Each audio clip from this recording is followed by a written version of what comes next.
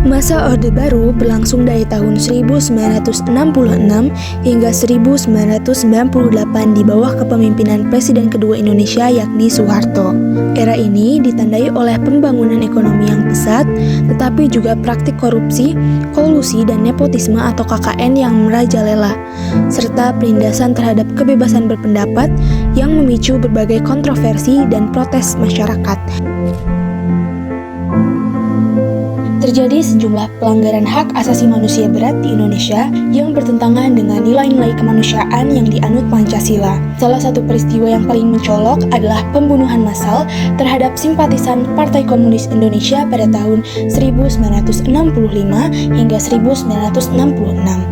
Menjelang pemilu 1997 dan sidang umum MPR 1998, terjadi penculikan dan penghilangan aktivis pro-demokrasi. Operasi Tim Mawar yang melibatkan militer juga menjadi sorotan, mencerminkan pelanggaran serius terhadap hak asasi manusia. Tragedi lainnya seperti tragedi genosida Timor Timur pada tahun 1970, kedudukan Timor Timur 1975 hingga 1999, dan tragedi Trisakti serta kerusuhan Mei 1998 semakin menegaskan pelanggaran hak asasi manusia yang terjadi di Indonesia. Korupsi merajalela di berbagai sektor pemerintahan. Kolusi dan nepotisme menjadi praktik umum. Kekayaan negara dikorupsi untuk kepentingan segelintir elit menyebabkan ketidakmerataan ekonomi di masyarakat. Krisis finansial Asia pada tahun 1997 memperburuk keadaan ekonomi, menimbulkan gelombang pengangguran massal dan inflasi yang meroket, sehingga biaya hidup menjadi tak terjangkau bagi banyak orang. Kondisi ini memicu kemarahan masyarakat terhadap pemerintah. Salah satu respons terhadap situasi ini adalah gerakan Malari pada tahun 1974 yang dipicu oleh ketidakpuasan mahasiswa sejak awal tahun 1970-an. Para aktivis dan mahasiswa menilai bahwa kebijakan pemerintah Orde Baru lebih menguntungkan pengusaha dan lingkaran kekuasaan daripada kepentingan rakyat umum. Pemerintah melakukan sensor media, menindak jurnalis kritis, dan merespons demonstrasi dengan kekerasan. Contohnya, ketika diterbitkan petisi 50, Presiden langsung bertindak dengan memerintahkan kepada para jajarannya agar melarang tokoh-tokoh yang terlibat dalam petisi 50 untuk mengikuti pemilu dan mencalonkan diri sebagai kepala daerah ataupun calon legislatif. Selain itu, untuk mengatasi agar tidak berkembangnya berita mengenai petisi 50, Soeharto sebagai presiden yang mempunyai kekuatan politik yang besar dan memiliki kekuasaan melarang media massa cetak dan elektronik untuk membuat berita-berita tentang petisi 50. Presiden juga melarang tokoh-tokoh yang terlibat dalam petisi 50 keluar Indonesia karena ditakutkan akan berpolitik di luar Indonesia. Indoktrinasi Pancasila, yaitu meskipun Pancasila dijadikan sebagai ideologi negara, pemerintah Orde Baru seringkali menafsirkan Pancasila sesuai dengan kepentingan politiknya yang mengarah pada indoktrinasi di sekolah-sekolah dan organisasi masyarakat. Demokrasi sentralistik, di mana pemerintah menerapkan sistem demokrasi yang berpusat pada kekuasaan eksekutif yang mengabaikan prinsip-prinsip demokrasi yang seharusnya berlaku.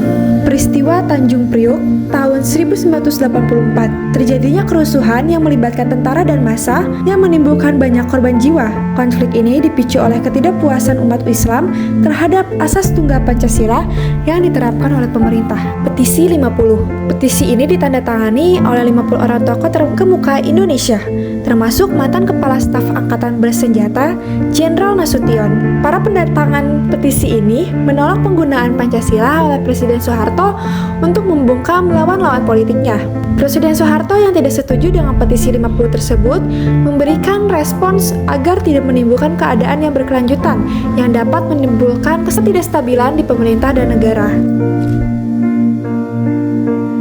Kebijakan NKK atau BKK, Normalisasi Kehidupan Kampus atau NKK, dan Bimbingan Kehidupan Kampus, yaitu BKK, adalah kebijakan yang bertujuan untuk mengontrol aktivitas mahasiswa dan menghilangkan pengaruh politik di kampus yang dianggap sebagai upaya untuk menekan kebebasan berpendapat di kalangan generasi muda. Pembangunan ekonomi yang tidak merata, kesenjangan sosial. Meskipun pertumbuhan ekonomi yang pesat terjadi, namun manfaatnya tidak dirasakan secara merata. Banyak masyarakat, terutama di daerah pedesaan, tetap hidup dalam kemiskinan. Eksploitasi sumber daya alam, di mana pembangunan yang berfokus pada industri seringkali mengabaikan dampak lingkungan dan sosial, menyebabkan kerusakan lingkungan dan penggusuran masyarakat lokal. Presiden Soeharto, pemimpin utama Orde Baru, mengambil alih kekuasaan pada 1966 dan memerintah selama lebih dari 3 dekade, dikenal sebagai otokrat yang mengonsolidasikan kekuasaan. Tentara Nasional Indonesia atau TNI memiliki peran besar dalam pengendalian politik dan operasi militer, termasuk penanganan pasca G30S yang melibatkan penangkapan dan pembunuhan terhadap anggota PKI. Kelompok bisnis dan elit politik mendapatkan keuntungan melalui hubungan dekat dengan Soeharto, melibatkan dalam praktik korupsi dan nepotisme. Partai Golongan Karya atau Golkar menjadi alat politik utama untuk mendukung kekuasaan Soeharto di legislatif dan administrasi. Beberapa organisasi massa seperti Angkatan Muda Pembaharuan Indonesia atau AMPI dan kelompok-kelompok lainnya berfungsi sebagai pendukung atau alat politik bagi Orde Baru. Sebagian besar dari mereka terlibat dalam mendukung kebijakan pemerintah, namun juga terdapat LSM yang mengkritik kebijakan Orde Baru, meskipun mereka seringkali dibatasi ruang geraknya. Media di bawah Orde Baru sebagian besar dikendalikan oleh pemerintah. Dengan adanya sensor yang ketat dan pengawasan terhadap informasi yang disebarkan ke publik, beberapa media juga memiliki hubungan dekat dengan pengusaha dan pemerintah, sementara yang lain terpaksa tunduk pada batasan kebebasan pers yang sangat ketat. Masyarakat Indonesia, baik yang mendukung maupun yang menentang Orde Baru, menjadi bagian dari dinamika sosial dan politik. Meskipun banyak yang merasakan keuntungan dari stabilitas dan pembangunan ekonomi, ada juga kelompok yang menderita akibat pembatasan kebebasan politik dan pelanggaran hak asasi manusia.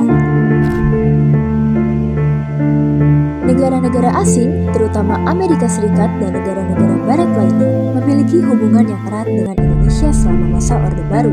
Mereka mendukung rezim Soeharto sebagai sekutu dalam perang melawan komunisme selama Perang Dingin, meskipun ada kritik internasional terhadap pelanggaran hak asasi manusia di Indonesia, terutama terkait dengan penanganan Timur Timur dan pembantaian 1965 hingga 1966.